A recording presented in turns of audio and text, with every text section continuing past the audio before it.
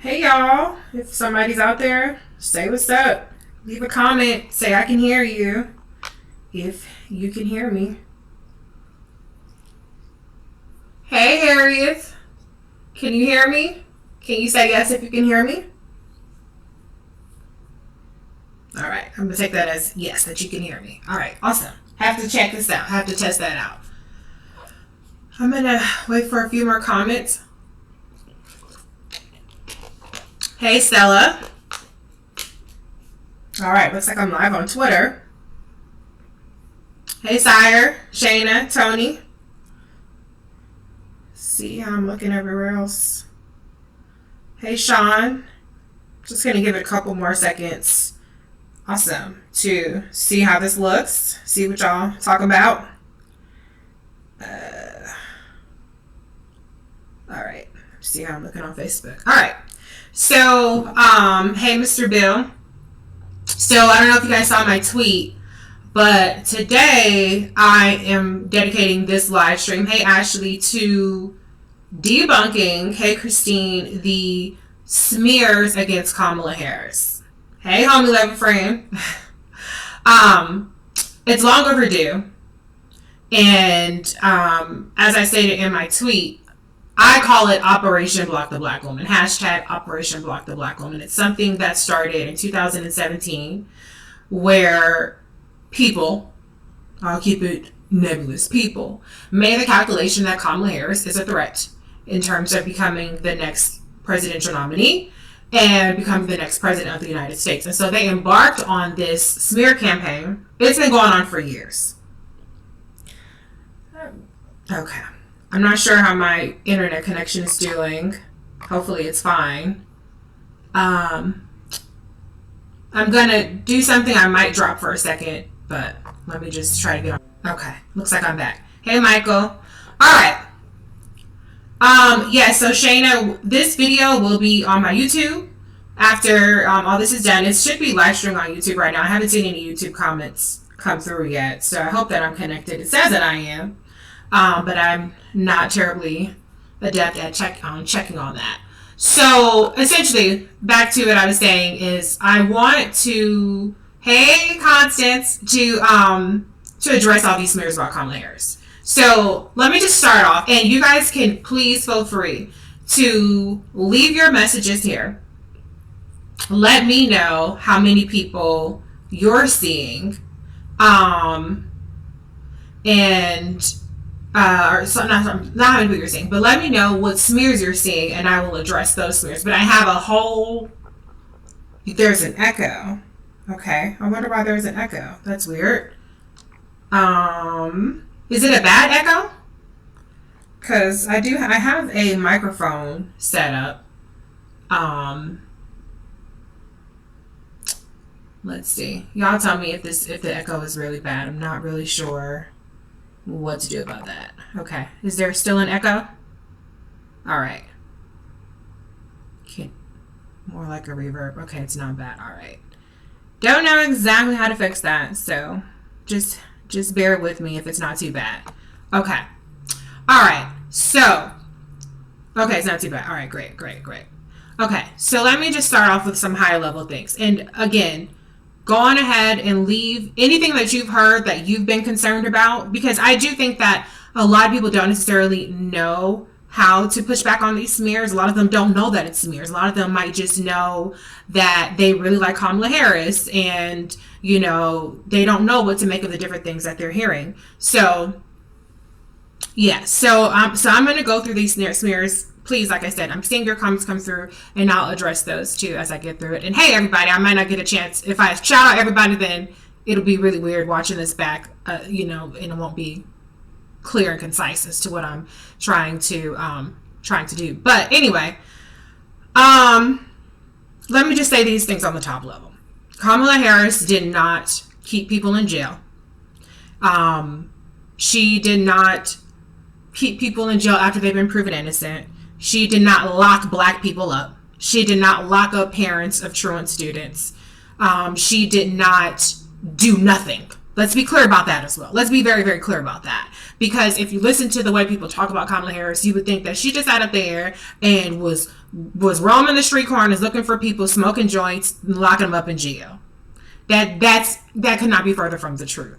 Kamala Harris actually is a massive change agent, and I've demonstrated that in many ways. I have many posts on my Medium page. I have a post about 50 criminal justice reforms that Kamala has advocated for. That is just the tip of the iceberg. That's just what I could find in press releases and videos and contemporaneous reporting. There is so much more in her decades-long career that she's done.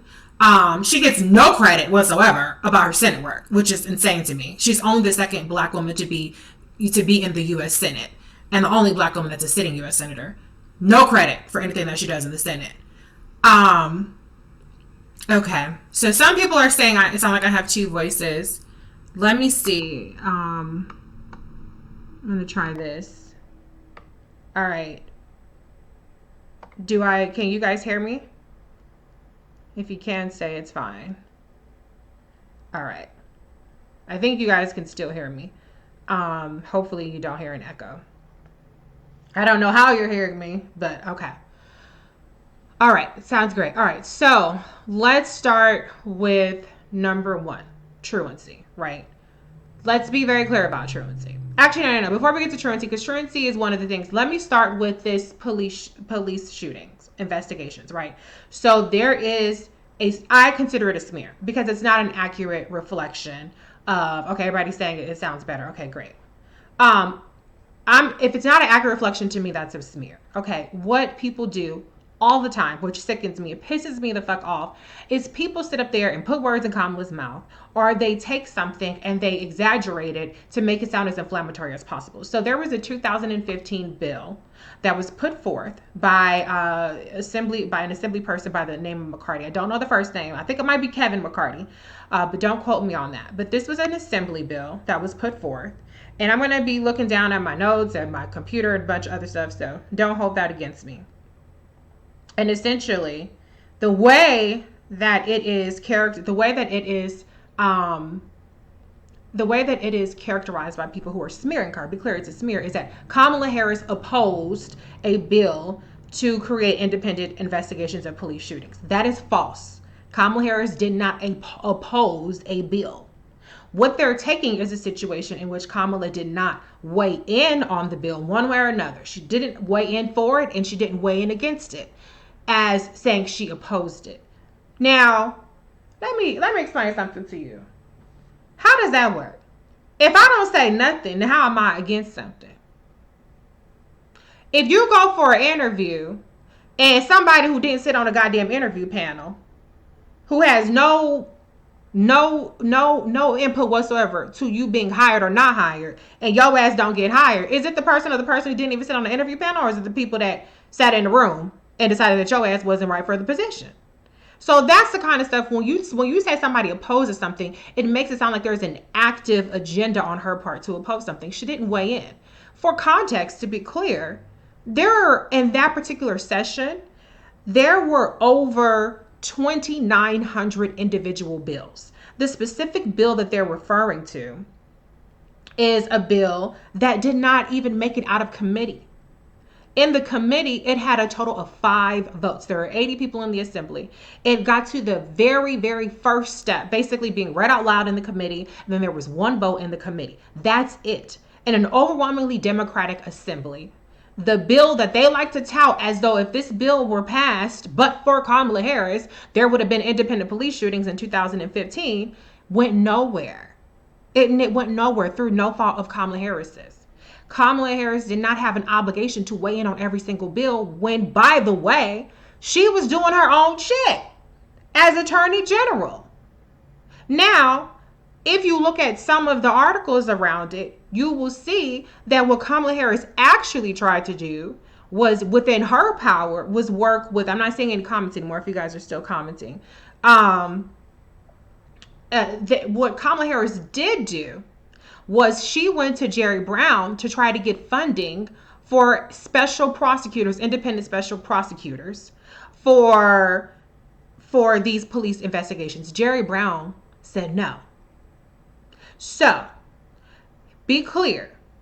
If Jerry Brown wouldn't have even approved three independent prosecutors as proposed by Kamala Harris to do these independent police shootings, what makes people think that this bill that went nowhere in the assembly would have suddenly gotten approved by Jerry Brown? But see, Kamala Harris can't come back now because she's the person who takes accountability and say, well, Jerry Brown didn't like this. Oh, well, this person didn't like that. That person. She doesn't do that. She doesn't do that. She takes accountability. She takes responsibility. But it's not Kamala's responsibility to get a bill that went nowhere in the assembly passed when she has her own things that she has control over as the head of the largest Department of Justice in the country, with over 4,500 employees, with the operating budget of over $700 million.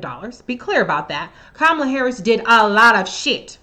And I have a thread on that as well about her AG record. And again, I had two parts. I accidentally deleted one of the parts though, which pissed me the fuck off. I was like, I cannot believe that I did that. But I have a Medium post on that as well that you can check out. So, all right, let me just find this specific assembly bill number, because there's an assembly bill number. I want you guys to write this down. All right, and you can look at my, go to my, do a Twitter search on assembly from me, and you should be able to find this specific one. It was Assembly Bill 86 in the 2015 session. So that is the bill, and you can see I have the screenshots. It went nowhere. It was not Kamala Harris opposing it. It was a bill that was dead on arrival in the California Assembly. So let's be clear about that. Kamala Harris did not oppose a bill. She did not weigh in on a bill. Where she made efforts, those efforts were shot down by the governor, which is in his discretion to do so. All right.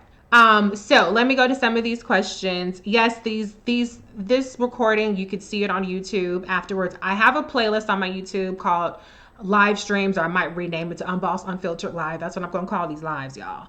I haven't talked about Professor Crump.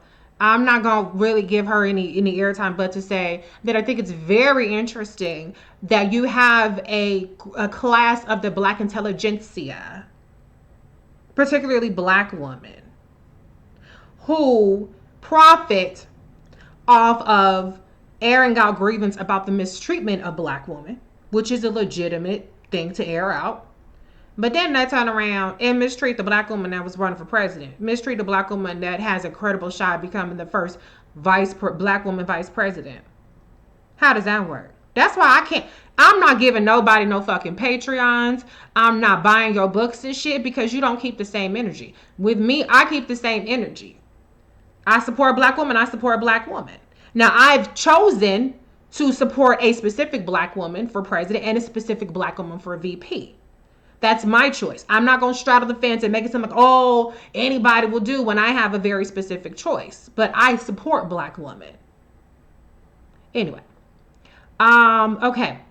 Let's talk about truancy. I'm going to get to all of these things that you guys are talking about. Trust me, I'm definitely going to get to all these things that you guys are talking about. But let's talk about truancy. Truancy has been a crime in the state of California since the 1970s. I believe it was 1977. Be very clear about that. This notion that Kamala Harris came in with this bright idea to make truancy illegal is false. She did not create the crime of truancy. What Kamala Harris decided to do when she was San Francisco DA was, again, analyze the data. She saw that 80% of the homicide victims were actually kids who had dropped out of high school. And that pattern starts at a young age. So what Kamala Harris did was she did something about that for elementary school students. Be clear, we're not talking about 9th, 10th, 11th, 12th graders. We're talking about children who were at the mercy of their parents, missing 50% of the school year. And she put in place policies and procedures. And there is a lot of information about that. There is a whole matrix. It's very complicated on how to get these kids resources, first through the school, holding the schools accountable for trying to get resources to these kids. And then after everything had been exhausted, then that's when the DA's office stepped in. Now, if you're a person that believes that there's no role whatsoever for the police or for the district attorney, okay, that's fine. But you're not entitled to your own set of facts. The set of facts is clear. Kamala Harris did not lock anybody up for truancy. Period. Period, period, period. Period. Now, let's talk about what happened when she was AG. Now there was a truancy law that Kamala Harris helped pass. It was signed in by Governor Schwarzenegger. That law actually made it harder to prosecute truancy, which had already been illegal for decades. Even in there's a hit piece that I had responded to, and I have more information on this. A lot of the things that I'm mentioning, you could actually go do a search on my page and find more in-depth information on this. It made it harder for them. There were 2 counties in specific that had a massive amount of cases of truancy. And under the new law, which had wide support for it, the cases went down. And let me find it, because I just want to underscore how impactful this law was in a way that's not the way that it's been portrayed. 1977 truancy had been a crime. So let's talk about this. There's a very specific number I'm looking for. All right. Tulane County, which was one of the most overzealous and punitive counties in prosecuting truancy since 1977. Under the new law that was passed, they submitted 3 cases over the course of several years. Now, prior to that law, they had submitted 500 cases. So even in the hit pieces, they had to acknowledge that under the new law, truancy cases went down in the most restrictive and overzealous and punitive counties, from 500 to 3. That's the impact. All right. And Delonte, yes, I will remind people, nobody went to jail. Nobody was prosecuted under the law while Kamala was DA. Now, she tells a story about a homeless person a person that come to find out she was homeless. And that clip has been circulated. It's been whittled down to this much to make it seem like she was laughing at this person being homeless, or she was laughing about the fact that this person kind of got caught up in the system. But if you watch the clip in context, the entire clip, what she was saying, what the moral of the story is that she got this woman help, and she got her kids off the street, and she got this woman the help that she needed so her kids can get into school. So it was actually a success story. But what happens with these and this is why I call it disinformation campaigns, is they edit these clips down to such a small portion to where it doesn't even, it tells a completely different story than if you watch the entire clip. Mark Antony says, after SART, she created a truancy court separate from regular court. Okay, I take your word for that one. Somebody says, this is news to me, Mark. California compulsory education laws were made to prevent child labor. It's a progressive idea. That's also news to me. That's good information. Yes, Penny. So they circulated a clip. There's another clip. Okay, so I'm going to move on from truancy. I think I've made it clear. If you don't know anything else at all, if somebody says Kamala Harris locked up parents of truant kids, false. Never happened. If people say that she targeted these people, also never happened. But what I want you to understand is that truancy had been a crime in California since 1977. It was not a concept that was created by Kamala Harris, period. And truancy went down by 25% in San Francisco while she was DA. All right. So let's talk about, what was I going to say? Oh, clips. All right. So there's a clip where Kamala says, build schools, not jails. Build schools, not jails. So it's part of an 18-minute speech that Kamala Harris is giving on innovation in law enforcement and criminal justice. So now, if you guys want to sit up here and say Kamala Harris has laughed at awkward times, or I didn't like that she laughed at this, or I don't like the style in which she tells stories, that's petty. But just be obvious about that. But the fact of the matter is, in that particular clip, what she's talking about is you cannot just say build schools, not jails, without addressing the fact that, yes, we do need more schools, but we need law enforcement. But here is the kicker. Her law enforcement was not to say build more jails. Her law enforcement, what she was actually pitching, was crime prevention through investing in the community.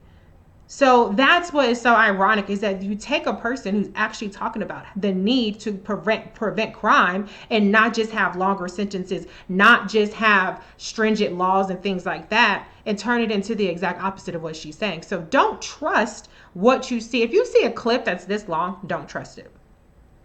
Okay, some of the disinformation is coming from ADOS. Let's talk about that. There's a clip about that says Kamala, she did an interview with Blavity, and in the clip she says this much of the clip, right? Didn't mean to go to my notes. Let's say this much of the clip. She says, am I going to say that I'm going to do something that's only for the black community? No. That's this much of the clip. Before that point and after that point, the context of that clip, what she's saying is that what serves the black community serves the entire country. That was what she was saying if you look at the entire sentence, not just a 4-second clip from it. And so ADOS in particular, I see them more than anybody, or FBA or whatever the little things they want to call themselves. They're the ones who clipped 4 seconds out of context to try to make it seem like she was saying, I'm not going to do anything for black people.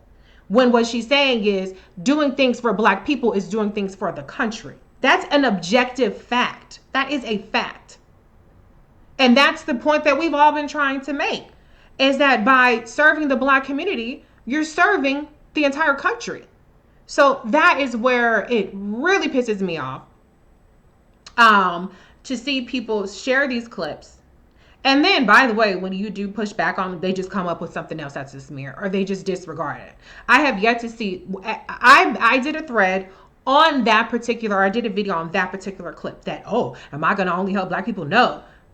I did a thread on that. And I tell you what, not one single solitary time when I have responded to that complaint that Kamala Harris supposedly said she wasn't going to do anything for black people, with the actual context, I never get a response. I never get a response. So be clear. Not only is that particular clip a lie, not only is that sentence a lie, that meme you might have seen, but Kamala Harris actually had one of the, actually, I'm going to say it was the best black agenda out of everybody in the race. And more importantly, Kamala Harris actually had the receipts of doing these things in the Senate or as a attorney general. So when you talk about HBCU funding, everybody throw out a number. You throw out a number. You throw out a number. You throw out a number. But did Elizabeth Warren work to secure more HBCU funding at any point when she was a senator? No. Did Bernie Sanders do that? No. Who did that? Kamala Harris did that. A 14% increase in HBCU funding because of Kamala Harris. That's a fact. That's objective. So you have that black maternal mortality. Kamala Harris was the first person to ever introduce a bill specifically to target black maternal mortality. Not Elizabeth Warren, Kamala Harris. So when we talk about a black agenda, let's not just talk about what's in PDFs. Let's talk about who has done the work, who has the receipts for doing that in the community. So that's another threat. Which one? Okay. One criticism I hear is Kamala Harris was against statewide standards for cops and body cameras. So what Kamala Harris was saying was that you cannot have a one-size-fits-all approach to body cameras because in some jurisdictions it might not be necessary. Now here's the interesting thing about that criticism, right? Because I don't know if you guys have seen recently, there is a defund the police movement. One of the things in the defund the police movement is do not fund body cameras, because body cameras increase funding to police departments. And they say that body cameras do not actually work. Now, I don't agree with that, but I do think that it's very ironic that you have the same people criticizing Kamala Harris for supposedly not wanting body cameras in every single police department, because maybe a police department has 3 people. What do you need it for? But then simultaneously criticizing funding police departments. How does that work? Do you want to defund the police, or do you want to? Y'all make it make sense to me. Now, what Kamala Harris did do, the first attorney general to do that, is require body cameras, and were under her jurisdiction as as AG, to require her officers to wear body cameras and keep them on at all times. So it was not a matter of Kamala Harris being against body cameras. What Kamala Harris was saying, it's not a one size fits all. But be clear, did she oppose that? No, she was not a legislator. Did Kamala step in the way of that? No, she was not a legislator. That wasn't her obligation. That wasn't her duty. Period. So let me see. Let's see what else you got here. Somebody says, I think this is why Biden isn't rushing to name her as VP. They're going to attack her full on again. The attacks have never stopped. Never stopped. She's going to be attacked one way or another. And let me be completely clear about this.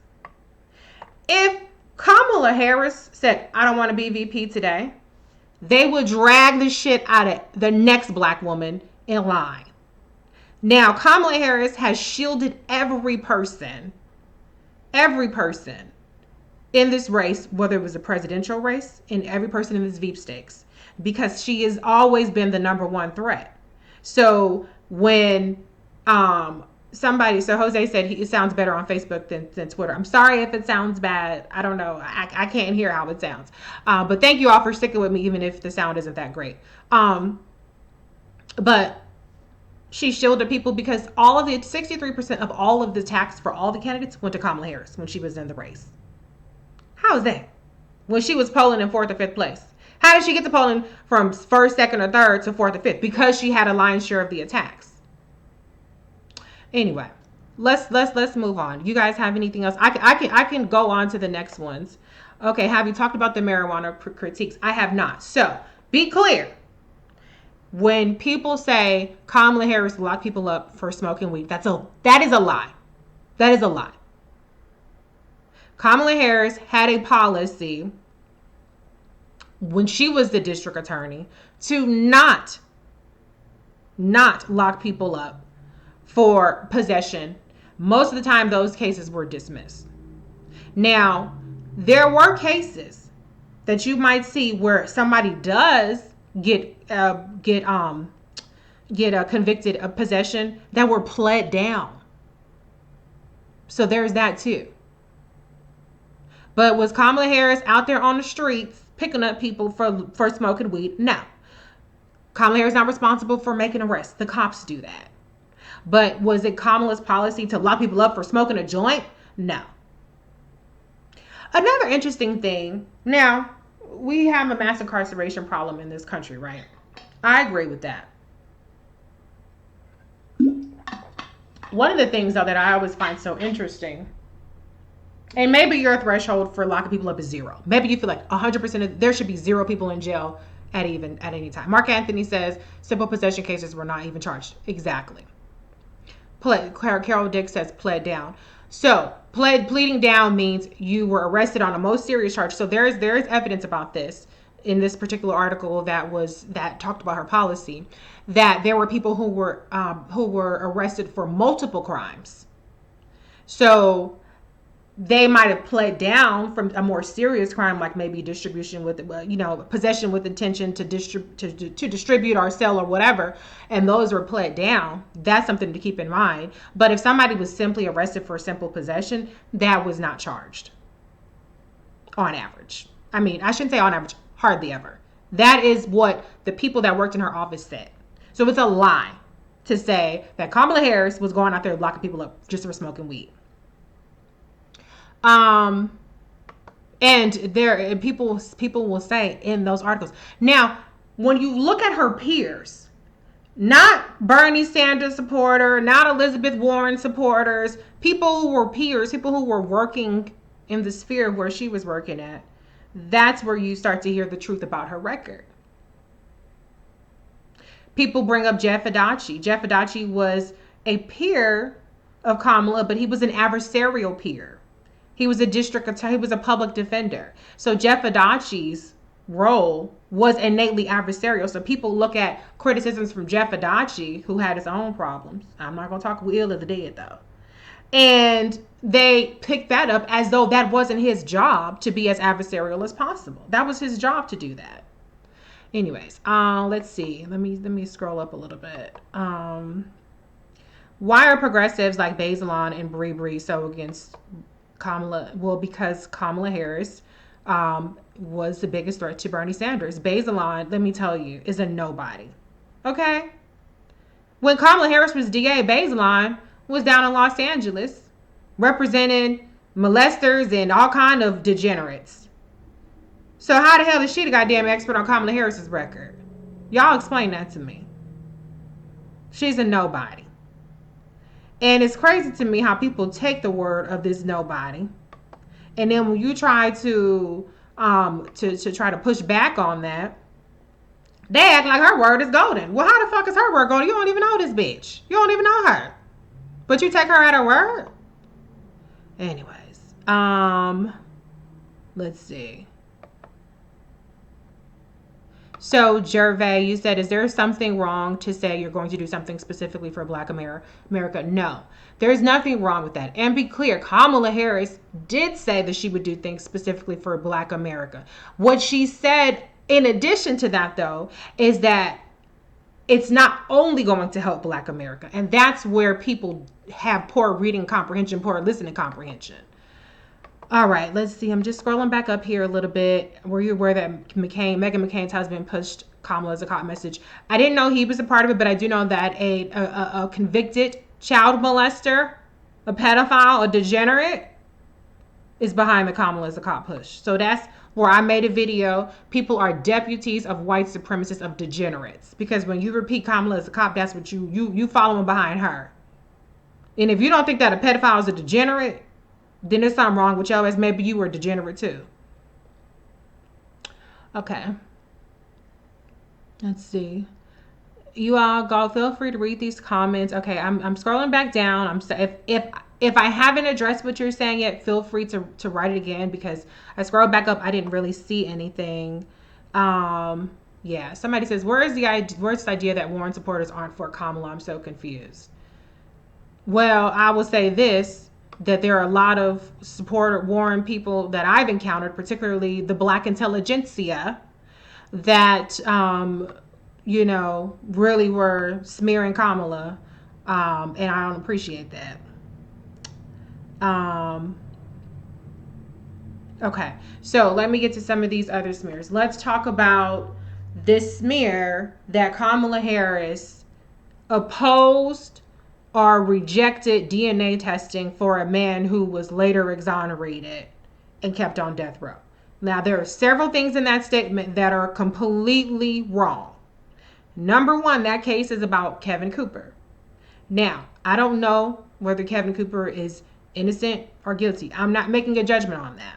But let's start with the last statement. He was not exonerated. Kevin Cooper is still in jail. His DNA testing is still pending. So people take something that, number one, she didn't have anything to do with, and they make it seem like it had already run its course. And but for her, or in spite of her, he was released from jail. Kevin Cooper is still in jail for multiple murders. Okay. Now let's rewind. Kevin Cooper had exhausted all of his appeals prior to Kamala Harris becoming Attorney General. Kevin Cooper's case was a matter of clemency. He was on death row. Now, Arnold Schwarzenegger, he rejected Kevin Cooper's clemency. That's how far back this goes. By the time Kamala Harris came in, there were no more appeals. It was still a matter of clemency. Now, in case y'all don't know, clemency is a matter for the governor to decide. The governor grants clemency. The governor pardons people. That is not the role of the Attorney General. The Attorney General has nothing to do with clemency matters. So, this notion that Kamala Harris blocked DNA testing is false. It was not for Kamala Harris to decide because it was not a matter under her jurisdiction. Clemency is not under her jurisdiction. Now, Jerry Brown eventually, who was the governor the whole time that Kamala Harris was AG, eventually, and by the way, Jerry Brown says I'm losing connection. Okay, I don't know what's happening on the different ones. It says that I'm fine over here, so my apologies if there's any kind of break. Natalie, I'm going to come back to Mitrice Richardson. Yes, I will talk about that. But so clemency again for the governor to decide. Now, how do I know that this case did not involve Kamala? You can actually go back and look at the petitions. There was a long petition, and I want to say it was ACLU. I will find that specific one, though. And they were addressing that to Jerry Brown. It had nothing to do with Kamala. If you go back into 2010 to 2016, not one single solitary time was Kamala Harris ever mentioned in anything as it relates to Kevin Cooper, because she had nothing to do with it. So it's false. It's a lie. It's a smear. Kamala Harris did not block DNA testing for Kevin Cooper. Kamala Harris had no jurisdiction over DNA testing for Kevin Cooper. Jerry Brown did. Jerry Brown eventually granted that DNA testing. And then Gavin Newsom came in and he ordered additional testing, which is still pending. Kevin Cooper is still in jail. And the people that had the jurisdiction acted. The governors, Jerry Brown and Gavin Newsom. Those are the two people that had the jurisdiction. And Arnold Schwarzenegger had jurisdiction.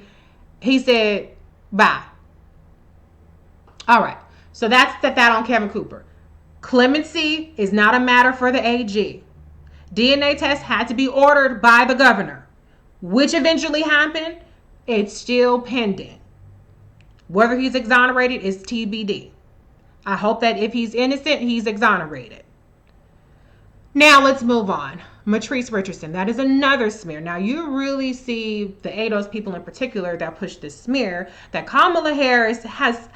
How the hell does Kamala Harris have any kind of culpability in Mitrice Richardson? Mitrice Richardson was a very tragic story. I lived in LA at the time. I remember how heartbreaking it was.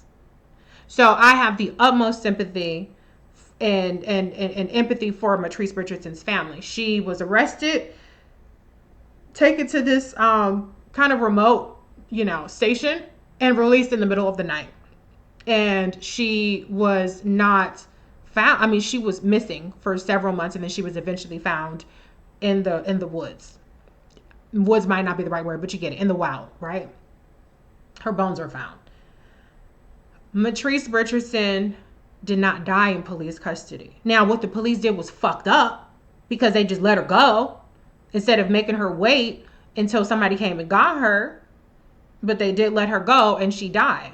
Now, that case was investigated multiple times and there was nothing criminal that could have been charged. It's very unfortunate. Now, Mitrice Richardson's parents asked for Kamala Harris to investigate the LAPD for it. And there was nothing that they did. She did. She actually did run an investigation on it. But there was nothing that could be done at that point. And so here we have another case of, okay, here's Kamala Harris being responsive to the request being made of her. She investigated the case. But you have to understand, you can't prosecute something just for shits and giggles. You can't prosecute something because people are angry or because somebody died, regardless of how tragic it was. She did not die in police custody. And so Kamala Harris has no culpability for Mitrice Richardson's very, very tragic death. And she investigated the situation and there was nothing that can be done.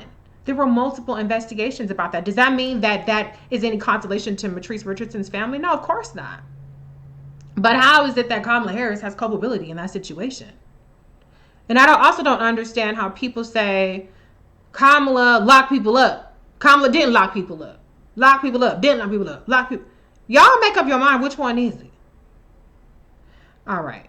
So I remember how heartbreaking it was for Mitrice Richardson, but Kamala Harris could not have done anything more than what she did. She really could not have, which was investigate. Let's see, Mnuchin. Okay, so here we go again with people wanting somebody lock them up, but don't lock them up.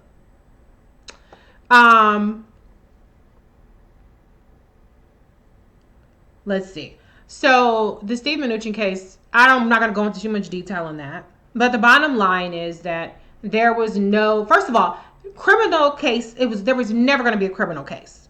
Even the criticism people made and said, oh, well, they presented this case to her and she decided not to go for it. That was a civil case. It was not a criminal case. We're not talking about burning goddamn Madoff here. Okay, it would have been at most a civil case. In terms of civil cases, Kamala Harris, I would like to remind you, got the largest mortgage settlement in history. Okay? $20 billion. I don't know of anybody else who went to jail. Also, Mark Anthony and Jose said this earlier, Mnuchin was not under California state law. Again, you cannot, it's a jurisdiction. You cannot just charge somebody just because people want you to charge them. So it was out of her jurisdiction. There wasn't a case to be made. And so that's that on that. But the bottom line is, okay, so tell me who actually went to jail. What bankers went to jail?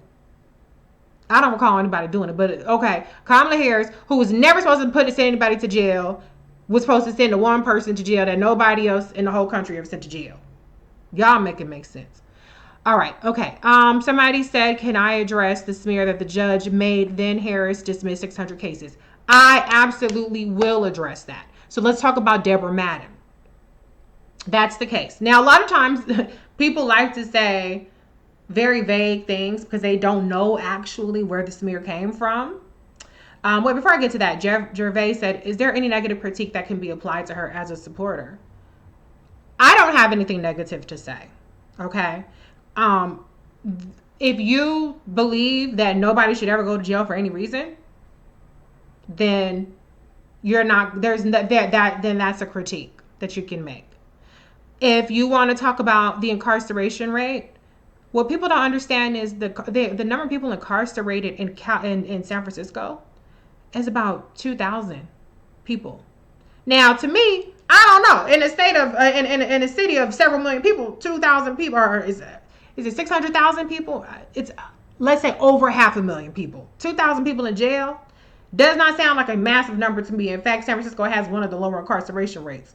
And I also addressed the fact that the number of people incarcerated, it actually started, mass incarceration started in California in, the 80s.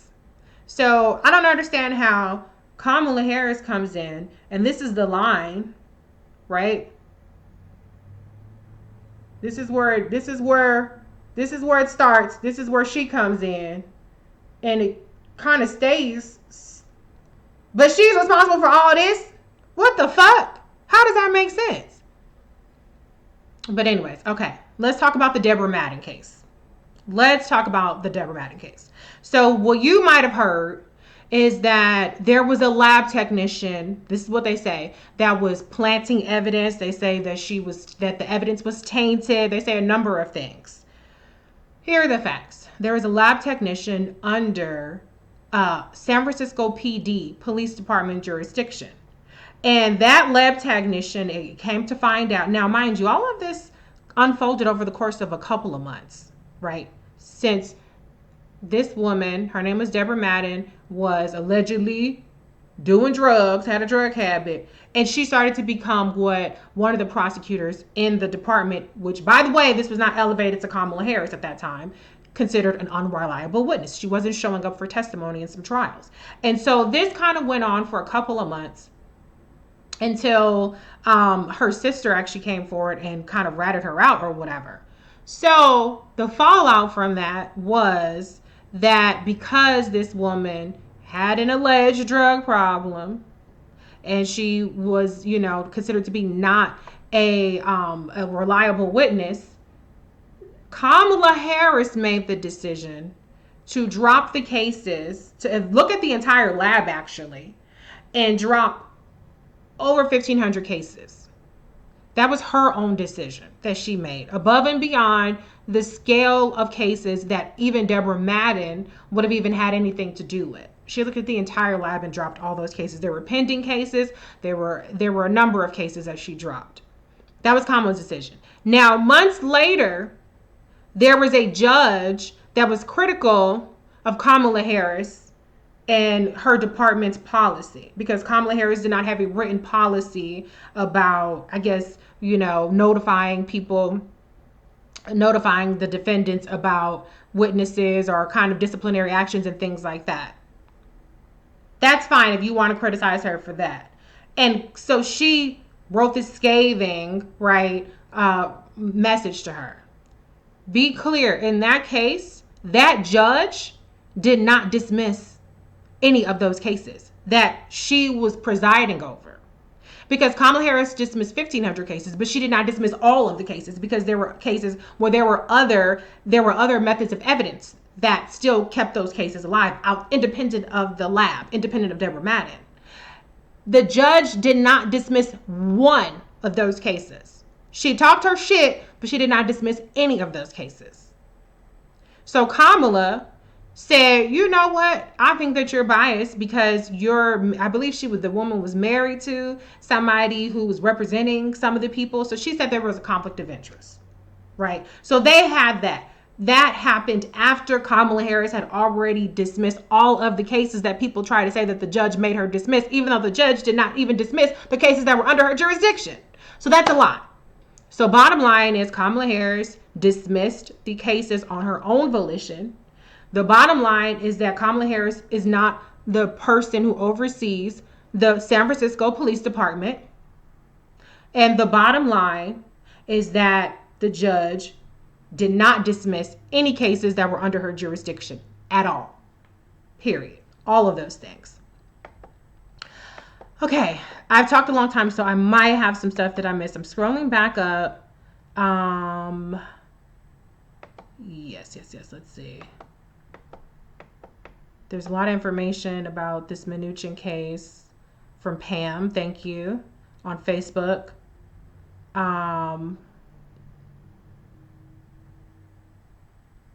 Yes. Mark, if y'all see Mark on Periscope, Twitter, y'all need to be looking at his comments because you know what he's talking about. Pia said, too bad Kamala couldn't get her Wayback Machine to go back to the 80s and fix things. Apparently Kamala is a magical Negro and she was omnipotent and could have changed everything if only she had tried.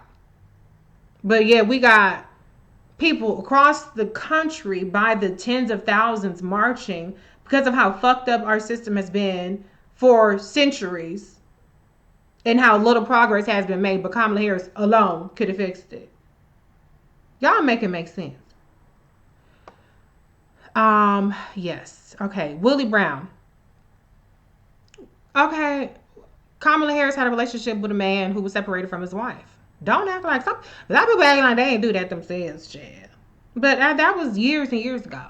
The bottom line is, you do not become DA, you do not become senator, you do not become AG because of having a relationship for a couple of years or however long it was with one guy. He's not that powerful, because if he was that powerful, then he would have been AG or he would have been governor or he would be president. Be clear about that. Let's see. Natalie says, you're the official Kamala Harris encyclopedia. Yes, I am. I have more things. Let's see. Well, Cyrus says Amy dropped the ball and they're still pushing her. Help me understand that. Well, white supremacy. White is right. Okay, let me go to some of my other stuff. So apparently y'all haven't heard all the smears that I've heard. So let me go to some of my other things that I want to talk about. Y'all can go on ahead and add some stuff to the comments if you want me to address anything in particular. But let me go to my repertoire of ridiculous things that people say about Kamala. That's a lie. What's another one? I have a lot. I definitely have a lot. What was the other one that Joe Biden had said something? So I talked about the crime lab. Oh, Here's another one. Kamala Harris fought. This is a lie. This is a lie. That Kamala Harris fought to keep prisoners for cheap labor. Okay. Let's be very clear about this. Number one, there was a case involving a low-level deputy attorney general.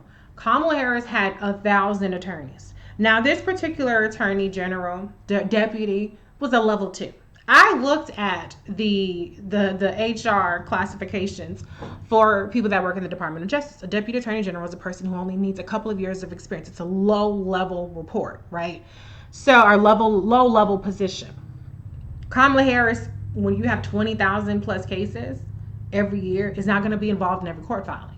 So, without Kamala knowing this person, now, also keep in mind that as Attorney General, you are the lawyer for state agencies. So the Attorney General is the lawyer for the Bureau, the Bureau of Prisons. It's called the CCDR, the California Corrections. They're the lawyer for other things. So be clear about that. So this person representing the prison, right? The California prisons. Marcus, I haven't heard about Teresa Shaheen. That's a new one. Somebody must have really pulled some shit out of their ass because I haven't heard that in literally over a year. Sorry, I don't mean to hate on deputy attorney generals. I'm just saying, just keep it in perspective. Deputy attorney generals do a great job. So this person, Patrick McKinney, was actually arguing on behalf of his client, which was the CCDR, or CDCR, California Department of Corrections and Rehabilitation. Yes. Okay. So he put forth a motion that, well, what they were trying to do was not give people the credit, like the time served credit, so they could get released early. So he did make an argument. It was a fucked up argument. I'm not going to defend the argument. It was a fucked up argument that, well, they need these people to fight these forest fires, which was also voluntary, right? They didn't have, it wasn't like they were a force that was volunteering for that. Kamala did not know that happened. Now, number one, he lost that ruling. So regardless of how messed up the argument was, he failed. So no, were people kept in prison longer because of Kamala Harris for cheap labor? No. Were they kept in prison longer because this jerk off argued? No, because he lost. So it had nothing to do with Kamala, and Kamala came out and condemned the fact that it was a ruling, the filing. So yeah. Okay. So that's that. She did not keep people in prisons for cheap labor. She had nothing to do with that. The effort or the court filing by that particular person did not succeed, so people were not kept in jail. And that's what trips me out, is that people want to talk about things that hypothetically could have happened as if they had already happened when it's not true. Okay, let me talk about Jamal Trulove. Now, Jamal Trulove was convicted of murder. His conviction was overturned, and he was awarded a very large settlement. This conviction happened while Kamala Harris was DA. Now, here's the truth of the matter. Let's say that Jamal Trulove is innocent. It's fucked up that he got convicted. It's very fucked up that he got convicted. But let me also be clear that he was convicted because of an eyewitness testimony. Now, I don't know what you guys think, how people get convictions in murder cases, but if you have an eyewitness testimony saying that this person killed this person, you're probably going to get convicted. So that person never retracted her testimony. The police were accused of wrongdoing. They were accused of basically of trying to feed her the identification. That has nothing to do with Kamala Harris. Kamala Harris was not involved in an interrogation. She had nothing to do with that. So it's unfortunate what happened to Jamal Trulove. It's a fucked up system that we have. But is it Kamala's fault that somebody said this person who she was familiar with murdered her cousin? or a family member, what does she have to do with that? So, anyways, let me go on to, let's see. Yes, Denise, Kamala Harris got her start as deputy DA in Alameda County, fighting child molesters and sexual assault crimes. She also created the Coalition for Exploited Kids, which was about helping victims of human trafficking, children, sex trafficking. Speak about how Senator Harris came to the aid of Byron Allen recently with Comcast. So I'm dedicating this to fighting the smears, but to your point, Jerry, Kamala Harris, not only as senator but as attorney general, was filed amicus briefs, which is basically a friend of the court. So you file a motion to, take a side in a position that's being under consideration in the Supreme Court. So that's how we got Proposition 8 overturned and gay marriage became legalized in the entire country.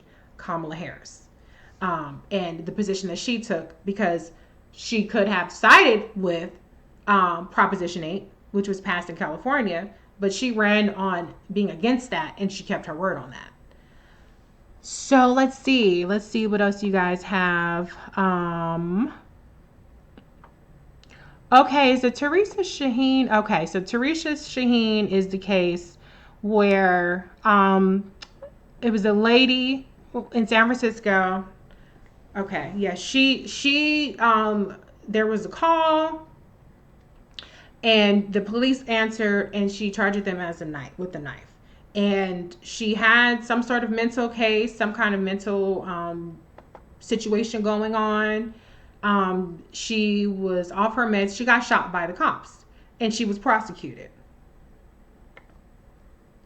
If you think that that's disqualifying amongst Kamala's entire record, that's your prerogative to do that. I don't know of too many people who can charge at the cops with a knife and that not be an issue. So that's your discretion. I'm not going to defend that. If you don't like that, then don't vote for her, don't support her. But that's all I can say about that. Let's see.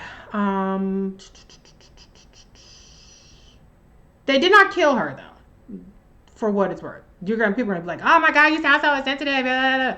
I'm not saying that. I'm just saying let's tell the whole story. Okay, let's discuss the transgender prisoner. So what people like to say is that Kamala Harris blocked gender reassignment surgery for California prisoners. That is not true. What happened was, again, people don't understand the way that the justice system works. The Attorney General is the attorney for state agencies like the California Department of Corrections. Their policy was to not pay for gender reassignment surgery. So, in the Department of Justice's role as their attorney, that was what they had to work with. But the reality is that what Kamala Harris worked with behind the scenes, this stuff doesn't make it into a press release. This stuff doesn't make it into an article. But what she did behind the scenes was she worked on trying to change that policy, and she was successful at that. So when you want to talk about things, you have to understand the different roles. Now, there are some people that argue, and let's be frank, they're arguing this because we're talking about a black woman potentially ascending to the second most powerful position in the country. Because all of this heat that Kamala Harris takes for being a prosecutor, having been a prosecutor, how many times have y'all heard crime bill this election cycle compared to how much we heard crime bill when Hillary Clinton was running? And Hillary Clinton didn't even vote on a crime bill. So it's two separate standards. How many times do we hear that Bernie Sanders voted for the crime bill, voted and specifically stated that there needed to be more cops and more prisons? How many times do we hear that? We don't hear that now, do we? But let's go ahead and come back to what I was talking about. I almost lost my train of thought, y'all. But Kamala Harris got that policy changed on trans prisoners. Fun fact, not so fun fact, Elizabeth Warren actually ran when she was running for Senate on being opposed to trans prisoners. That was her policy position. Meanwhile, Kamala Harris was working behind the scenes to get the position changed. So let's talk about that. All right, moving on. Let's see. I'm gonna scroll back up, see if I missed anything. I talked about the jail. So, okay, so some of these things you guys are asking about, I have talked about already. So you can go watch this video on YouTube. And you know what, for me, I like to fast. So I like to watch everything in double time. Y'all see, I talk fast. So I watch everything in double time. I'm going to stay on here, though, because I still have more stuff to get through. Even if you're not asking me about it, I still have more stuff to get through. I did a video on responding to Laura Bazelon, that nobody. Her New York Times, Kamala Harris was not a progressive prosecutor, that hit piece. And yeah, so I can't actually talk about that. Let's see. Let me pull up my laptop over here. And let's work through some of that stuff. Let's see how I have it organized. I have a whole spreadsheet. You know, to be honest, as much as I'm the encyclopedia on Kamala Harris, I promise you there's so much more that I didn't even get around to because I just it was just too much. I had to format, I had to do 280 characters, or I had to write it, or I wanted to find receipts and screenshots.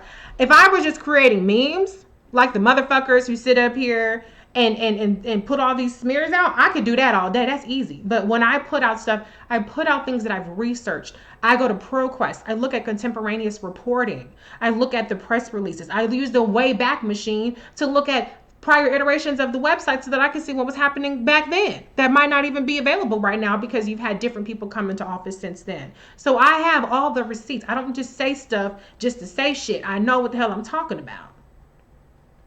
And that's why people don't want to debate me. I've been saying, come talk to me. Come have this conversation. They don't want to do it.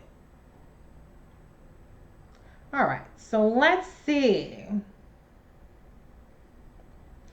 I'm going to go through this Lara Bazelon piece, right? So the first thing that Kamala Harris said, that she says, is that Kamala Harris is not a progressive prosecutor. Well, let's be clear. Back in 2004, there was an article written by the LA Times that called Kamala Harris what? A progressive prosecutor. Kamala Harris is a mentor to Marilyn Mosby, who prosecuted Freddie Gray's killer, is a mentor to Kim Foxx, who came in on the heels of Anita Alvarez failing to prosecute and actually covering up the shooting of Laquan McDonald. And Kamala Harris served on her transition team. So let's talk about progressive prosecutors, and let's talk about who's progressive and who's not. The people that are progressive now are running on the shit that Kamala Harris has been talking about since 2004. Okay, so this was not something that is new to her, right? Let's see. Okay, so there's a criticism that Larry Bazelon said is that Kamala Harris opposed criminal justice reforms or stayed silent, and she fought tooth and nail to uphold wrongful convictions that had been secured through official misconduct that included evidence tampering, false testimony, and suppression of crucial evidence by prosecutors. That is a flat out lie. That is a total fabrication. Period. And her evidence for that is the Deborah Madden case that I already told you about. Let's see. I'm looking through it. So sorry, I'm scrolling through this spreadsheet that I have. So I took her comments. I have her comments on one column and I have my rebuttal on another column. I actually made a video. It was a 45-minute video. And it's unlisted on my YouTube page because I was like, oh, is this really helpful? Because it's the problem with it is so much what she's saying is loaded language, is is just it's just accusations that aren't based in facts, and so it's like her interpretation versus my interpretation. And so I didn't actually publish it because I was like, I mean, it's just gonna sound like I just didn't know how helpful it would be. But anyways, okay. So back to the body cameras. Kamala's position on the body cameras, again, I already mentioned it earlier, was budgetary concerns for some of these police departments. They didn't have the money to fund body cameras, which, again, if you missed my earlier comment, defund the police doesn't want more funding for body cameras. Defund the police. All the Rose Twitter, all the Bernie bros, now everybody's on the hashtag defund the police. Defund the police does not want body cameras. So I'm very curious to see what Lara Baseline is talking about right now. Is she talking about body cameras right now? Keep the same goddamn energy. Okay. Let's talk about some of these police shootings, right? So, be clear. There is no situation like Amy Klobuchar, where Amy Klobuchar looked at 24 cases of police killing people and did not make one single solitary prosecution in police killing people. There's no comparable case for Kamala Harris. That did not happen in San Francisco while she was DA, period. Now, people want to say, okay, well, people got killed in the state of California while she was Attorney General. That is true. The people that got killed fall under the jurisdiction of the district attorney. Now, I have yet to see, if you have a problem with Kamala Harris not intervening, which would have been practically unprecedented, in these individual cases. Mario Woods is a case, for example, and actually it came up today on Kamala's IG Live with Brittany Packnett, who is one of the founders of Black Lives Matter. Mario Woods was killed tragically by the police in San Francisco. The district attorney was George Gascon, and he's objectively a progressive prosecutor. He did not make an arrest there. He did not prosecute them. You may or may not agree with that. The laws are fucked up. You can go on the website right now and you can look at the decision letter that says why it's not he wasn't prosecuted. Okay, somebody said something about not seeing me on YouTube. So let me just check something real quick and see if maybe it's unlisted for some reason.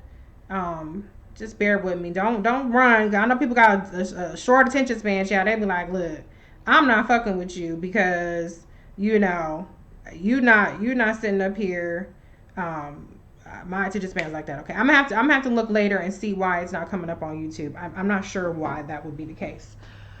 But anyway, if you have a problem with Kamala Harris not taking a case away from an individual district attorney and prosecuting that case, then I need you to explain to me why the DA was faulty in that case. Explain to me what George Gascon got wrong about that case. That's who had the jurisdiction over it. Now, Keith Ellison intervened in 2020 in a case that got national attention. That's not an average situation. It's practically unprecedented, as a matter of fact. I don't see anybody attacking I didn't see anybody attacking George Gascon. I don't see anybody attacking any of the people, the DAs. They only want to put Kamala Harris's name in on it. But anyways, okay, so let me see. So that's what I have to say about police shootings.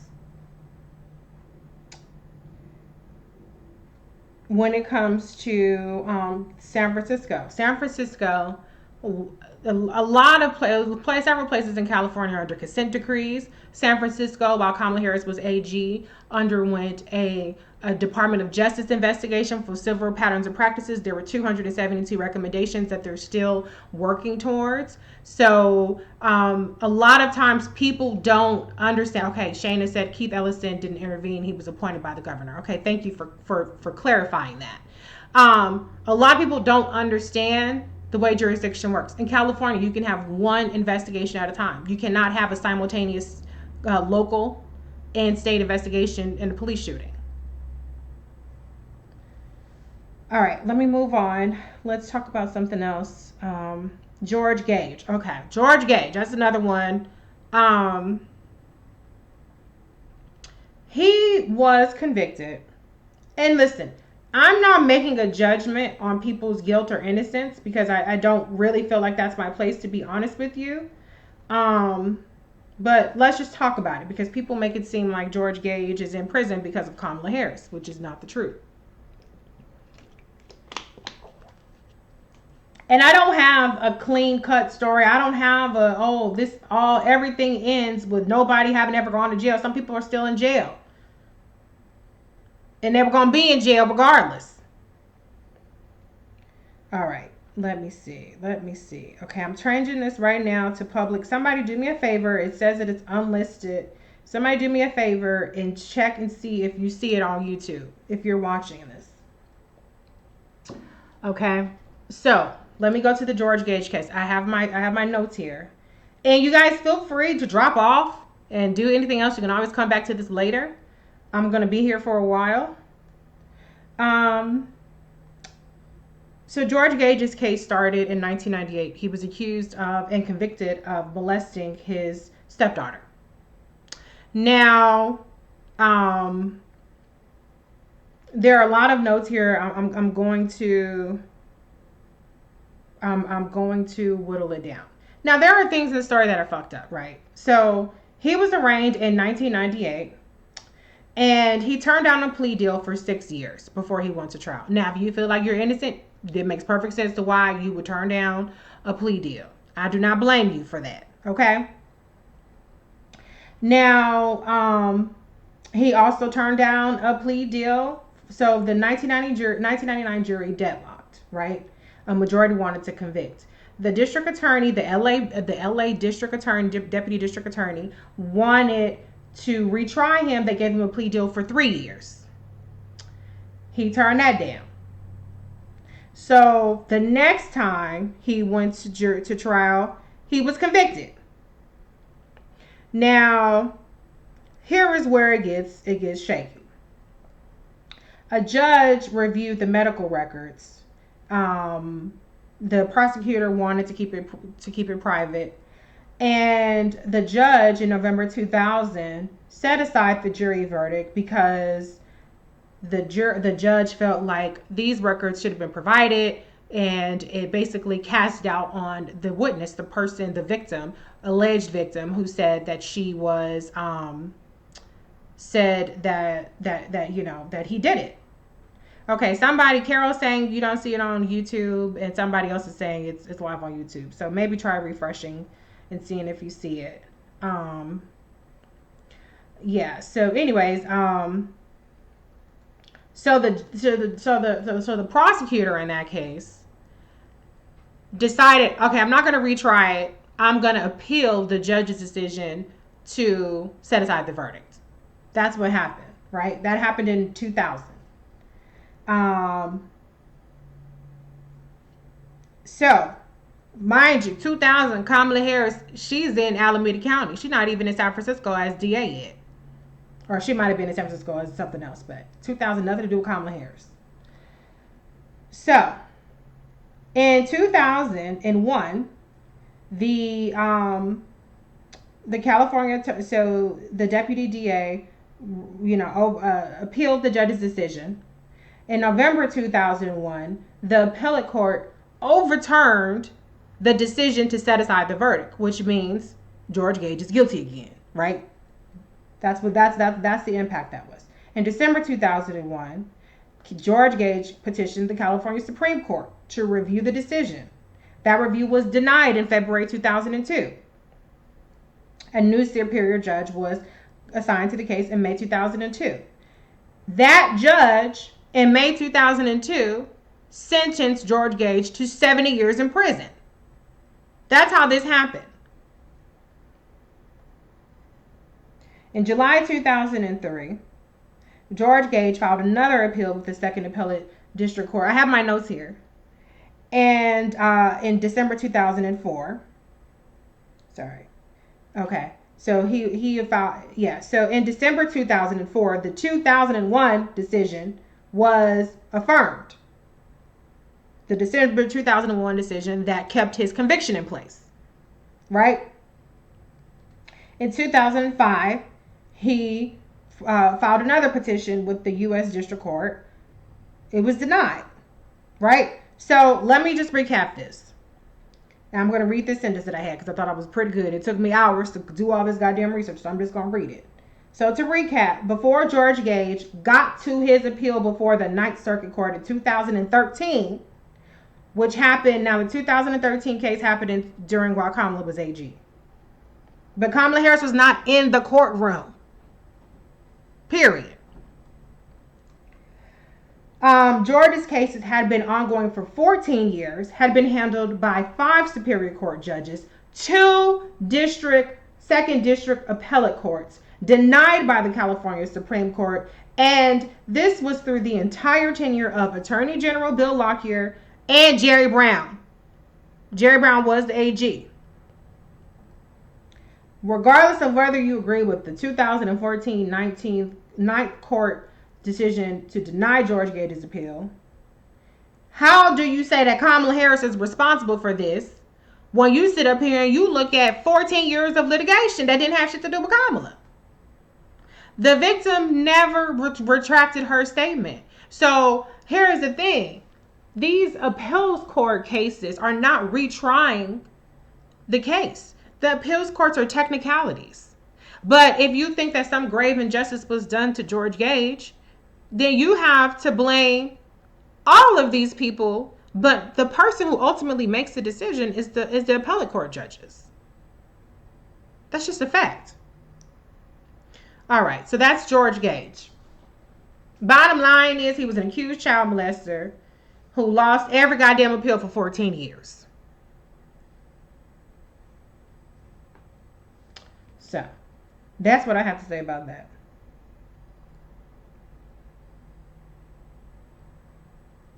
But here's the thing. Where is the pressure on the AG after Kamala Harris was not AG anymore? Xavier Becerra is the AG. Have y'all seen anything about George Gage and Xavier Becerra? I haven't seen it. Or on Gavin Newsom? So y'all don't even care. Outside of attacking Kamala Harris. All right. Johnny Baca. Let's talk about that one. That one is in the headpiece. So this one, I had a whole bunch of goddamn notes. I don't know. I wish I could remember how I walked through this.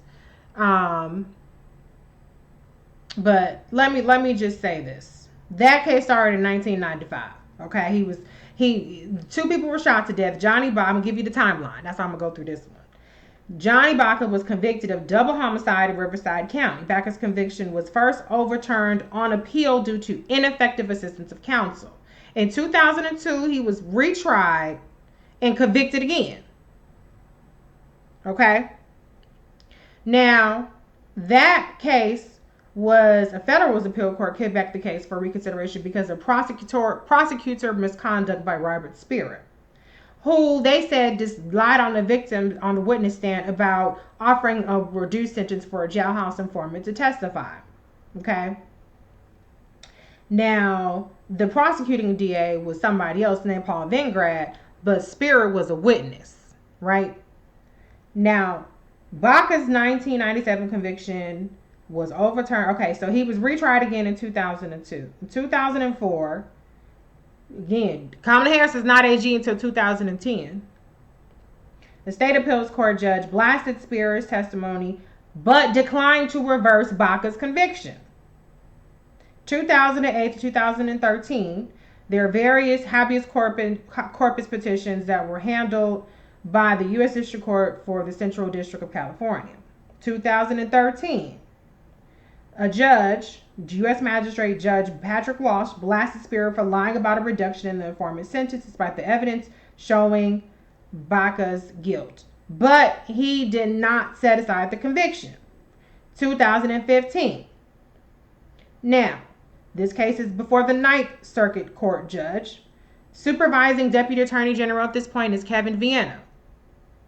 Now, the Kevin Vienna admits on tape that he had not spoken to, and Kamala Harris would not have likely been aware of this particular case.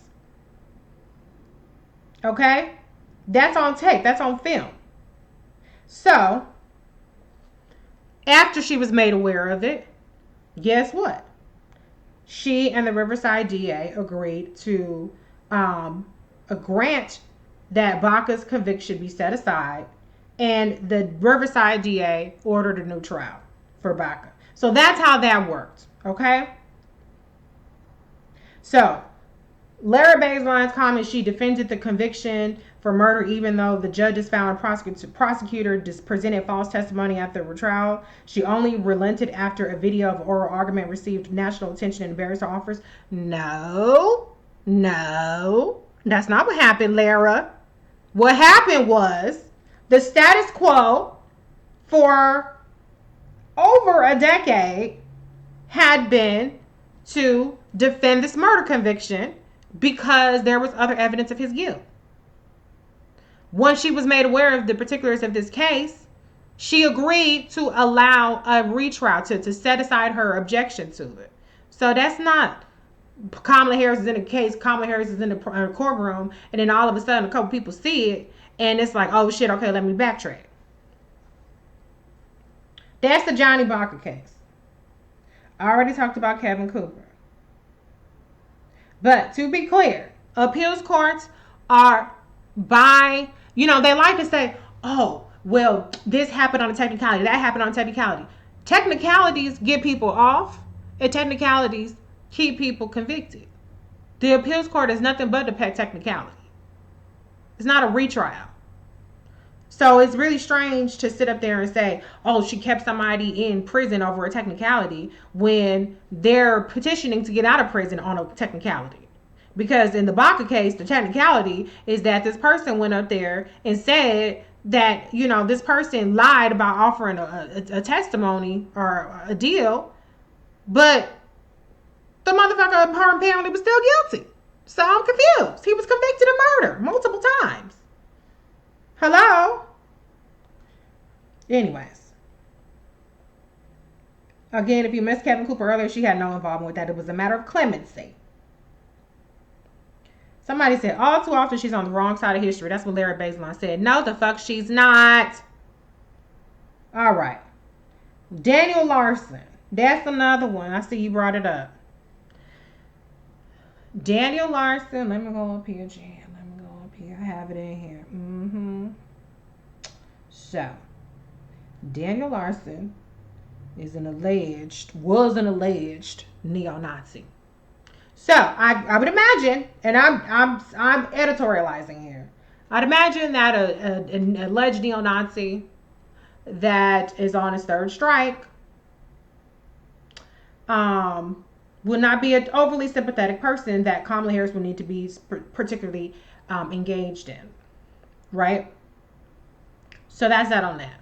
Was he quote unquote kept in jail on a technicality? Yes. He was a fucking Nazi on his third strike.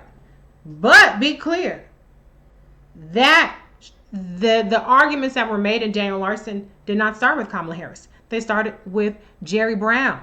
He was the Attorney General.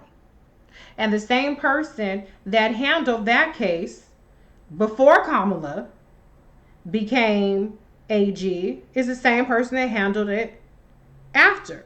And I have the memo that shows that the legal strategy that Lara Baseline takes issue with started prior to Kamala Harris coming into office.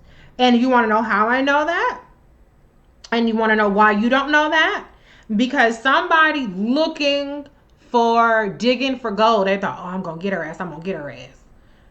And they did a Freedom of Information Act, whatever it's called, and they got every single email related to it. And so I looked through the emails, and I said, okay, well, let me see where Kamala's name is on any of these emails. And lo and behold, I found it. And I was like, oh, okay. So Eric Combe, I have it pulled up. Hello. Receipts. Got it. May 27, 2019.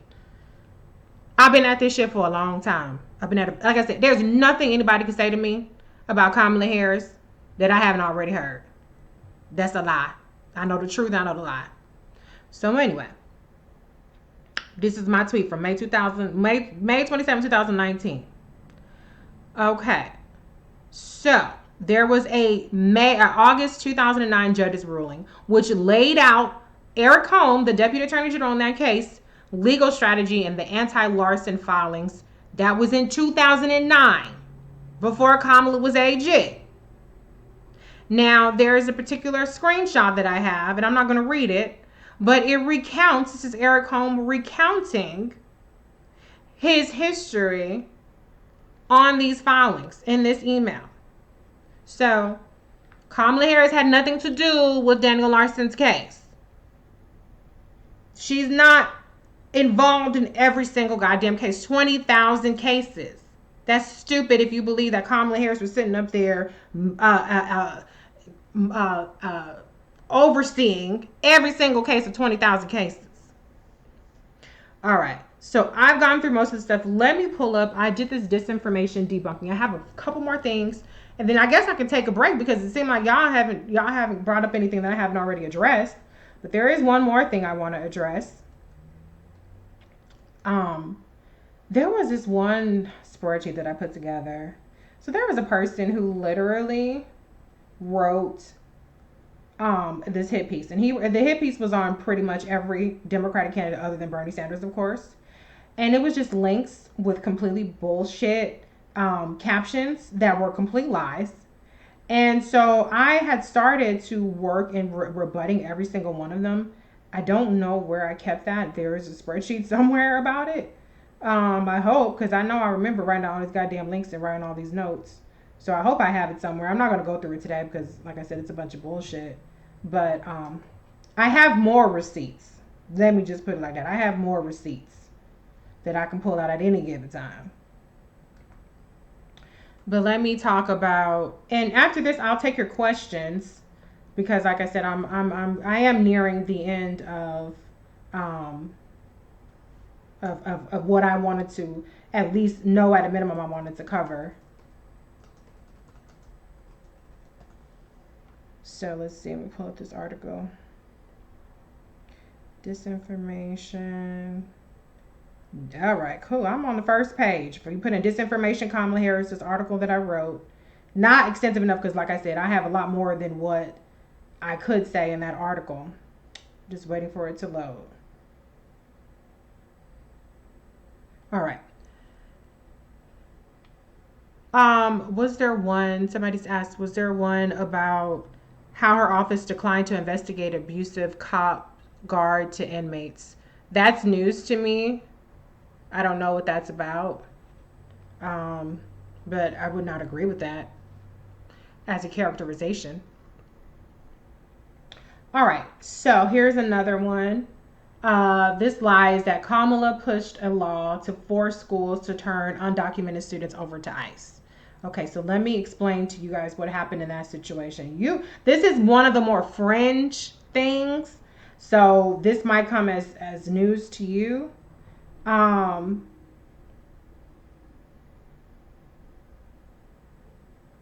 Yeah, okay. But let me just go through that, and then that's all I have for now. So let me just explain this. Kamala Harris has been a consistent supporter of sanctuary cities, immigrant rights, and things of that nature. That's just an objective fact. Now, in San Francisco, there was a change in how undocumented youth were arrested for felonies were reported to ICE. Kamala Harris was not responsible for, nor did she push for then Mayor Gavin Newsom, his 2008 unilateral decision to modify his policy to include reporting undocumented youth charged with felonies to ICE. Previously, the policy only applied to undocumented adults. Now, can Kamala Harris come out and be like, well, that was Gavin, I ain't had shit to do with that? No. Why? Because they're still political allies. So she doesn't push back in the way that I would push back. And a little bit of editorializing before I could continue down this path. If I were Kamala's staff, I think what Kamala's staff did not serve her well during the campaign was they too often allowed the framing to set their response. I challenge the framing altogether. Like when somebody had wrote, oh, Kamala Harris opposed a 2015 bill. I mentioned this earlier. I said, first of all, that's not true. She did not oppose it. She did not weigh in one way or another, which she was not obligated to do because she's not a legislator. She was an executive as an attorney general. Be clear about that. That was the first place that I objected to. So when you ask me a question, I'm automatically going to correct that. Now, her staff, when they responded to it, they didn't respond in that way. Now, I'm going to imagine that they didn't do the level of research that I did, or that they just felt like, well, it's easier to just be like, oh, well, blah, blah, blah, and not really getting people's ass the way that I would get in people's ass. And then if you want to say, well, she should have, well, should have is your fucking opinion. And I'm going to tell you all the reasons why it wouldn't have made a difference. And I've laid those out earlier. Jerry Brown was against it. It was a non-starter in the assembly. There were other things that she can do, which she did attempt to do, which were also shot down. That's how I would address that. So my advice to Kamala's staff going forward is getting these people's asses. Don't accept the framing. Don't accept the question. First of all, reject the question, check the bullshit in the question, and then you go and you make your pitch. Because that's how you fight back. They allowed these narratives to be set. There was a hit piece today in ABC News, which was an op-ed talking about Kamala Harris's record and the problems with it. Everything in there was bullshit. Everything in there was lies.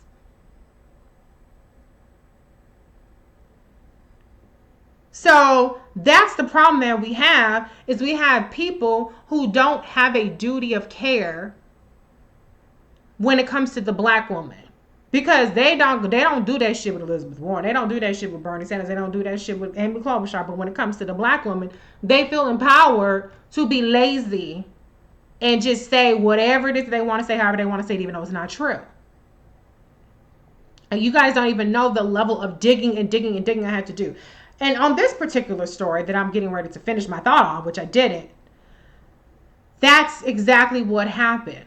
Now, somebody said Kamala Harris had this policy. That wasn't true. So they sat up there, and their evidence for that was a link. Now that link did not say what they said it said. So I said, okay, but let me keep going until I find it. I went down the rabbit hole, spent hours debunking this story about this sanctuary, this policy of turning over undocumented youth to ICE. So let me continue down my path. Newsom. No shade to Newsom.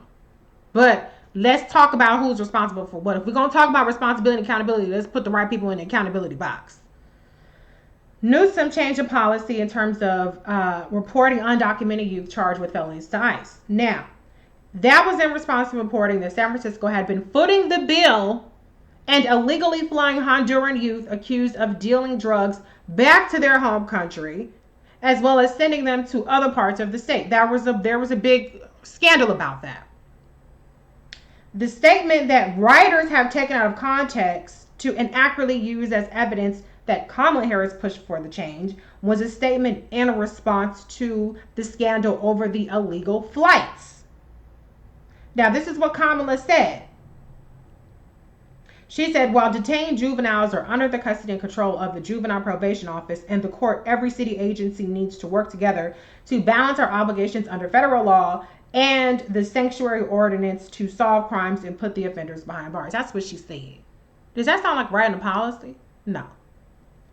So the statement was made prior to Newsom's policy change, and from the contemporaneous reporting, it was clear that policy was not a collaborative change. Contemporaneous reporting means reporting at that time, not in a hit piece or editorial 5 years later, 10 years later, 12 years later by somebody who supports Elizabeth Warren or Bernie Sanders or whoever for president or vice president making that statement. So, a fact checker, and this is where getting the fact checkers' asses too. Because the fact checkers don't be checking the facts right themselves. Because they're lazy. I don't get paid for none of this shit, but I want the truth. I gotta know, okay, am I gonna have to defend some bullshit and be like, well, who cares? Because I don't have a problem saying who cares. I don't. If I just think like, well, who gives a fuck? I would say that. But if I'm gonna have to do that, then I want to know that I have to do that. Otherwise, if I can fight back with facts, I'd rather do that. I really much rather do that. But anyway, a fact checker wrongly accused Kamala Harris of being untruthful when she said that the change made by Newsom had unintended consequences. But in fact, elected public defender Jeff Adachi made a similar statement that the policy resulted in unintended effects when discussing it a year after it was implemented. This is Jeff Adachi saying that 1 year after the policy was implemented. He stated, and I quote, when this policy was put into place, the intent was to deal with what was then identified as a specific problem with Honduran youth, Adachi said.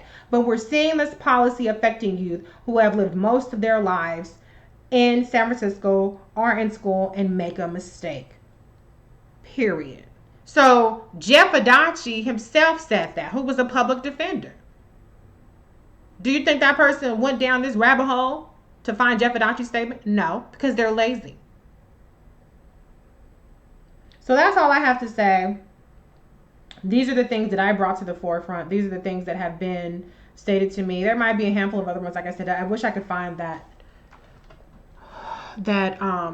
presentation. But here is I'm going to answer some questions. I'm going to scroll down. Please, if you sent something more than 10 minutes ago, just please repeat your question. I know that's rude of me to ask, but please do that. But the takeaway that I want you to know is, number one, most of what you heard that's bad about Kamala's record is bullshit. It's hyperbole. It's disinformation. It's misinformation. It's smears. It's recontextualizing things. It's leaving out other information. Or it's a flat out lie. Now, not everyone checks all those boxes, but they check one or more of those boxes. Let's just put it like that. If you encounter something that you feel uncomfortable with about Kamala Harris's record, come talk to me. Because I'll talk to you about it. I ain't got a problem with it. I'm not going to cuss you out if you don't come at me wrong. But be clear, I don't have a problem challenging anything because I am the encyclopedia on not just what's good. Yes, it is live, Tony. I'm an encyclopedia on everything that people say that's bad, that's wrong. The reason why Black Woman Views came to Twitter, because I was really on Instagram. Instagram is where I started, and that was where my thing was. But I was arguing with people, probably bots, to be honest with you. Oh, we're smearing the fuck out of Kamala Harris. I remember when she started her campaign, hashtag Tangibles 2020, hashtag, no Black agenda, no vote. Every single thing was anti-Kamala. And I was like, what the fuck? What is this shit? So there's been a very concerted effort to attack, smear, marginalize, and lie on Kamala Harris. And I've been combating that effort for over a year. I did my first video combating this, and it was on the Deborah Madden case, because people were saying all kind of crazy shit. They were saying that Deborah Madden was planting evidence, which wasn't true. They were saying that Kamala Harris, that she was altering the drug results to keep people in prison who were on parole. Y'all just making shit up. So I did my first video on that in April, maybe even March of 2019. I started my first mega thread, or what eventually became my mega thread, on Kamala Harris. Kamala Harris has plans. Kamala Harris has plans. Kamala Harris has plans. Because she has a plan for that when it came to Elizabeth Warren, but nobody was talking about Kamala Harris's plans. And I've been fighting these smears for over a year. I know what people are going to say before they even say it. But my concern isn't particularly those people, because a lot of people are not persuadable. I've said it before. It's so much easier to persuade. It's so much easier to convince people of a sensational lie than it is of a simple truth. And people are belligerently ignorant. I remember seeing, and I made a video about this last summer. There was a protest by BYP in Chicago against Kamala Harris. It was only 3 people out there. But I looked at their sign and I was looking at it and I was like, wait, is this why y'all protesting? Because everything on that sign is a fucking lie. So why y'all out on the streets protesting something that didn't happen? I'm confused. But that's not necessarily who I'm trying to break through to. I'm trying to break through to y'all watching this who really understand that this is a person that we need to support. This is a person that we need in a position of leadership. But maybe you are hearing things, maybe you feel uncomfortable, maybe you're being attacked because you write something positive about Kamala Harris and you want to know how to respond. That's what this is for. And so there's a lot in here. Almost everything that I said, you can just do a search on my at Black Women Views and probably find it. You can, you know, I don't have my DMs open because I get, oh my God, I get so many DMs. But if you want to just tag me and be like, hey, I have this issue, then do that and I will go on ahead and respond. So yeah, so anyway, okay, I'm gonna go to these questions. Let's see, I'm gonna scroll up. Thank you all for all the compliments and all the words of appreciation. I appreciate y'all back because honestly, my platform has grown because of people like y'all who are interested in the truth. And interested in doing more than just going by what memes are saying and other bullshit is saying. So that's why I just hit 49,000 followers today on Twitter. When I started talking about Kamala Harris, I had like 200 followers on Twitter. And now I'm at 49,000. So it's funny to me when people say, look her up. Bitch, you look her up because I've already done that. All right. Let's see. I'm going to go down. Okay, so I went up to 4:53. That was 20 minutes ago. So if I have not answered your question and you asked it prior to 20 minutes ago, then please repost it again. This is the second time I asked you. I know I'm sorry, but that's what I'm going to go on ahead and go from there.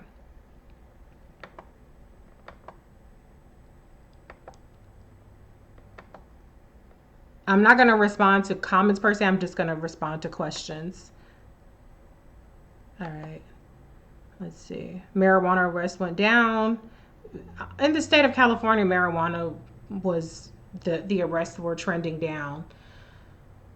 But do you know where the exact source for this is? Leo, if you're still on, there are several sources for that. I don't have it handy though. But you could probably find it in PolitiFact. There was a fact check on that did show that information. Ooh, my lips is ashy. Let me get some doggone chat. Let me get some chapstick. See if I got it handy. Oh, I know where it's at.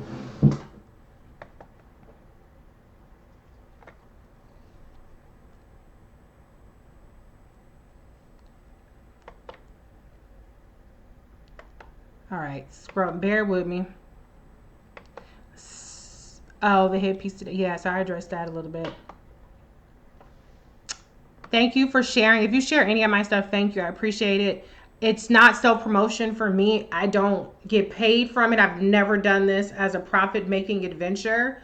I was asked if I wanted to, I don't know if it was, I wouldn't call it an offer, but maybe even interview for a digital position way back last year, and I declined because I'm like, no, I don't want to be shackled by what I can say, as y'all can see, unbossed, unfiltered. And I didn't think I would be as hopeful on the inside. So I've made a conscientious decision to be on the outside. Or conscious. Is it conscientious or conscience? Y'all tell me. Y'all leave a comment. Tell me which one it is.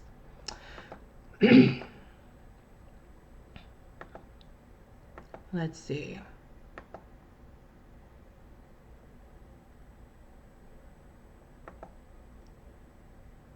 Okay, I'm starting to get towards the bottom of this, and I'm not seeing too many questions. Okay, Ernest said, will you support the ticket if it's Val?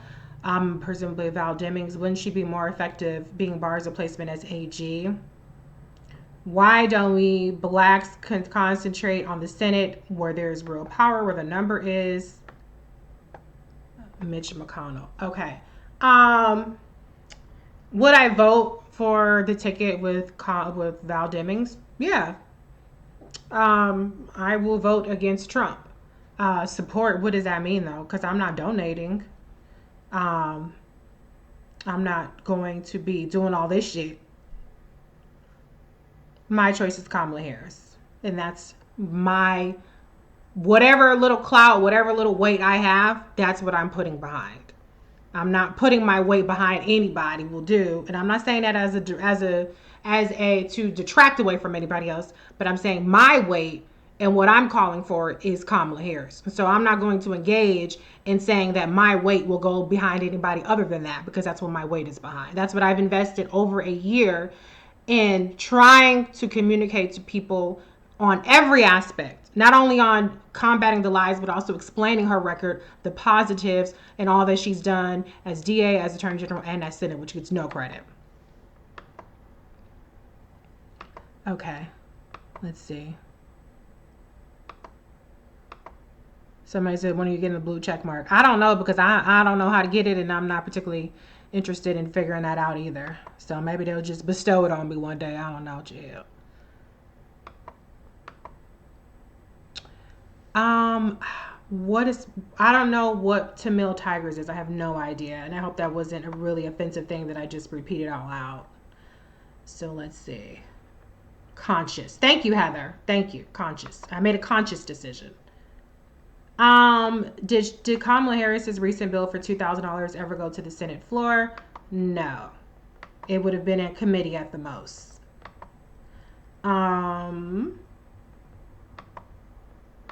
Let's see. I'm getting towards the end. Yeah, just information. I've given you guys almost all of the smears that come to top of mind that I have handy, that I've seen more frequently. So there might be some fringe stuff. There probably is actually some fringe stuff out there, but those are the main ones. So I'm gonna wrap this up. I've been on for almost 2 hours. So I hope that I gave you guys enough to chew on. Again, I'm here to help, because we could just be like, so fucking what?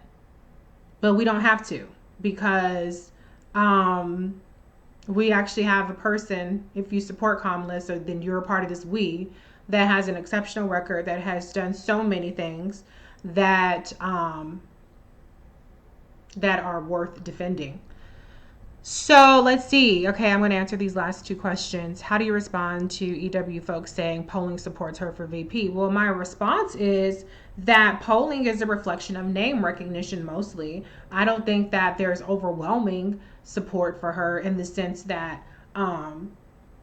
you would think, for the amount of name recognition she had after running a $140 million campaign where she was the media darling for 16 months, still is, then I would think that, she would have better name recognition. But the bottom line is, it's not just about polling. For me, what this is about representation. It's about receipts. It's about what you stand for, and where the proof is of you implementing those things that you stood for. And Kamala Harris has all of those things. Experience, she has competency, and she has receipts.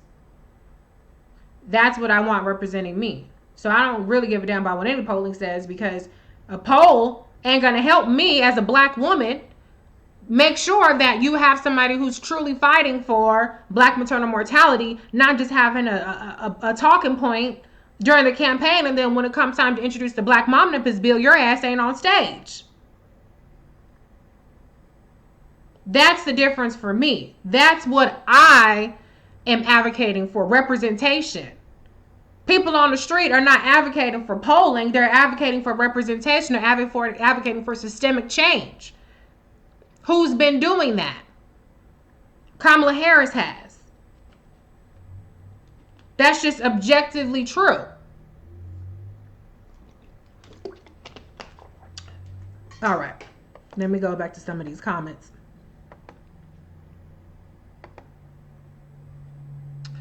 Let's see.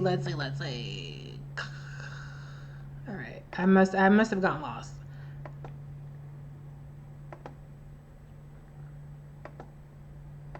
Okay, what is Kamala's position on defunding the police? So defunding the police has a variety of things. It's not, I've seen the things that they're suggesting, and I haven't seen Kamala Harris talk about those specific things. But I will say that defund the police's position is that we need more investment in terms of our communities being safer in things like education and things like healthcare and things like that. And that is 100% what Kamala's MO has been. She's been saying that since there's a clip of her back when she was DA talking about how black people want safer communities. She's always been about crime prevention. She's always been about, like, for instance, putting mental health resources in our communities. There's legislation to that effect. There's funding to that effect. She helped she was one of the founding members of the Center for Youth Wellness, which is run by the now California Surgeon General, the first black woman to hold that position. Let me rephrase that. The first person to ever hold that position, and she is a black woman that holds that position. That's Dr. Nadine Burke Harris. And Kamala Harris was very instrumental in that, getting millions of funding for that.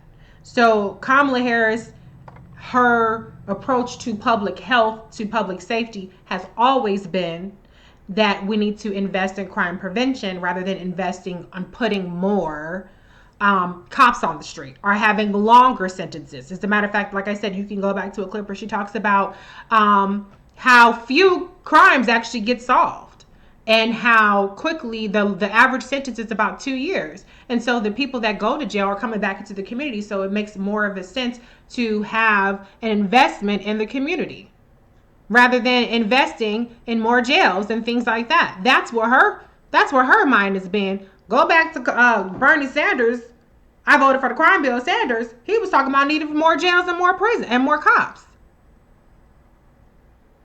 So let's talk facts here.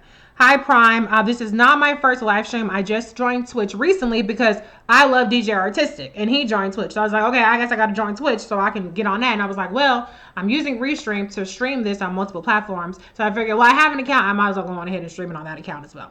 But anyways, shout out to everybody that's saying hi to me, love you to me. I appreciate y'all, love all y'all as well.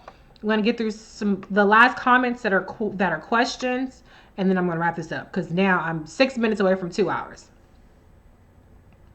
Okay, do you think the fact that she was a prosecutor will hurt her candidacy? No, I don't think it will hurt her candidacy because Kamala Harris can articulate, if you listen to her, and when she's given the ability to talk about her experience, she can articulate the impact of what she did, why she did it, and what needs to be done.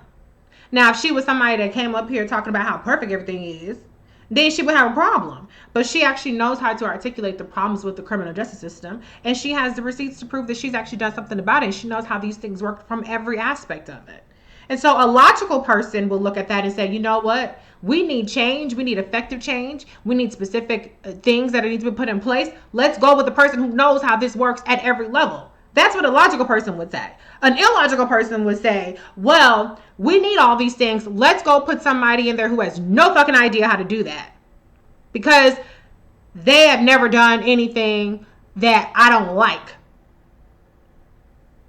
But they don't know how to do shit because they've never even looked at it. That's not logical. But on Twitter, will she win over the Twitterati, the Bernie Bros? Will she win over the black intelligentsia? Maybe, maybe not. But while there is a competition, she's not going to win them over. People have every reason to undermine her because they have somebody else they want to be the nominee. That's why.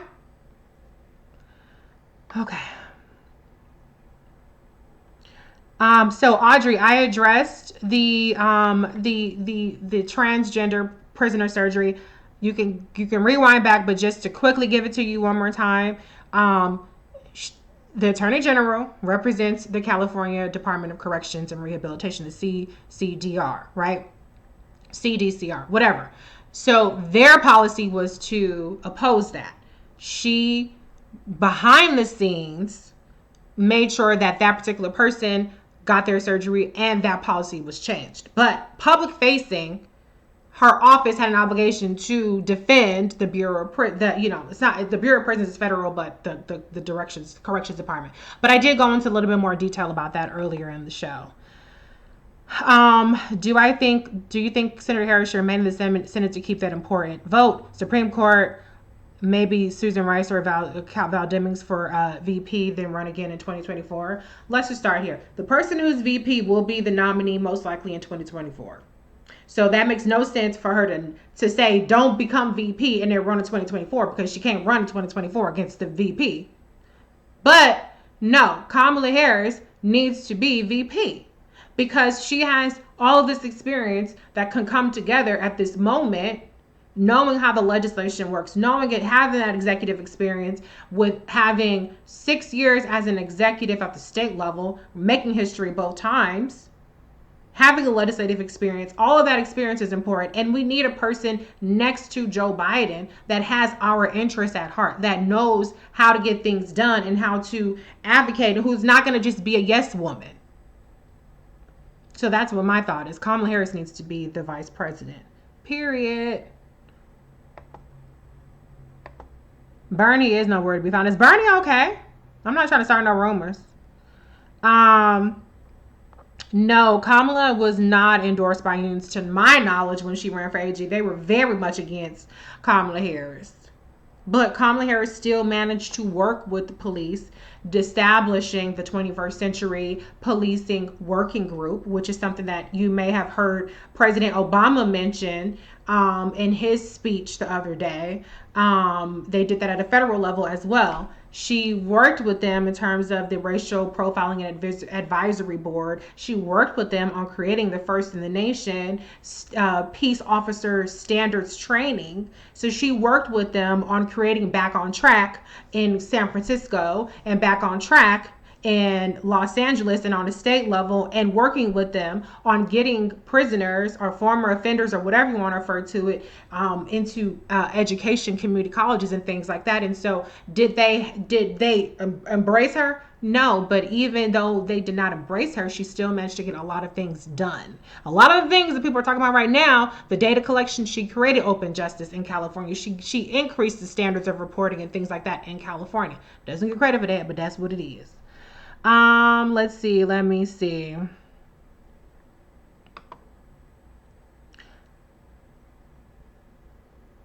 Okay. I can't go into all that right now. I see that you sent me a link, but I will look at that later and see if I can look into it and get back to you. If Biden picks her, how do you think she can effectively campaign on behalf of him virtually for November? Well, we've been seeing it, right? I mean, she's very charismatic.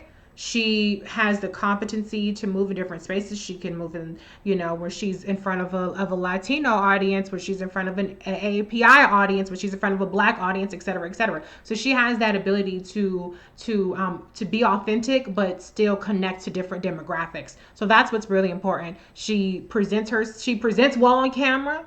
She emotes well. She speaks in a way that has conviction and is persuasive. And so I have yet to see a person who comes in with an open mind that walks away, or even if they don't come up with an open mind.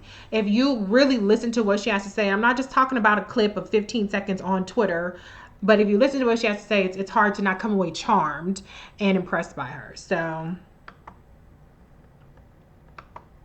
let's see. I don't think so. Somebody says, do you think he wouldn't select Harris because California is likely blue? No, I don't believe that would have anything to do with it. I think we're going to have a white is right VP, or we're going to have recognition that you can be Black and electable and competent, and Black people deserve a seat at the table. Those are the only two options that I see. Okay, let's see. Anything else? So I addressed the body cam smear. I addressed that a couple of times. So go on ahead and try to rewind back on that one. But basically, just to recap, in case you didn't,